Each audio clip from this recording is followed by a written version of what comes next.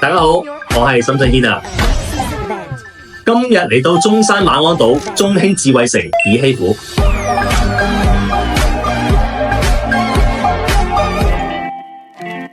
記得之前都有嚟過中山嘅，今日仲要個天氣有少少涼咗啲，咁我着住西裝咧就非常之適合啦。我諗開通咗之後，我諗好似第一次嚟咯，反而真係好方便。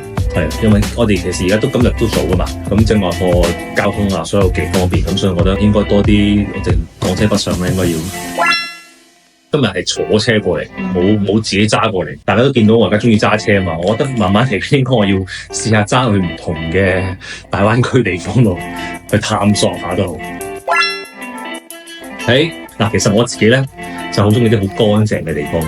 我暫時仲未去睇過成個園區，但係我正話入到嚟望到已經覺得我係感覺第一個係幾良好嘅，覺得好乾淨嘅，同埋大家都好熱情咁，所以好開心，好開心。好啊！第一，我覺得最緊要真係要有一間健身室啦，因為我成日都話健康好緊要嘅。咁我見到佢哋嘅設施都好，同埋隔離仲有個桌球室，咁我覺得多啲一個活動係好。我好中意個露台，尤其是我哋而家會好中意成日喺屋企會可能拍下一啲短視頻啊，個露台簡直正，好舒服啊，好舒服啊！因為裏邊嘅空間感都好夠大，咁所以搞到我都心喐喐，有興趣。幾好啊！個環境係好舒適，同埋都安安靜靜咁飲杯咖啡，可能開個電腦咁就喺度一個下午去寫作下咁，呢個感覺係幾啱咯。呢個位，我覺得係。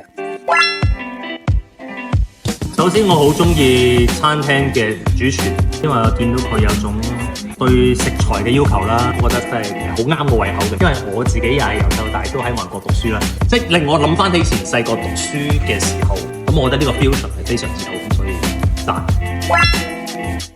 正話喺個台上面都有講啦，無論點都好，再忙都好，記得要身體健康。健康嘅身體係好緊要嘅。希望大家嚟緊新嘅一年，大家一齊好似拜年咁樣，大家一齊健健康康、心想事成。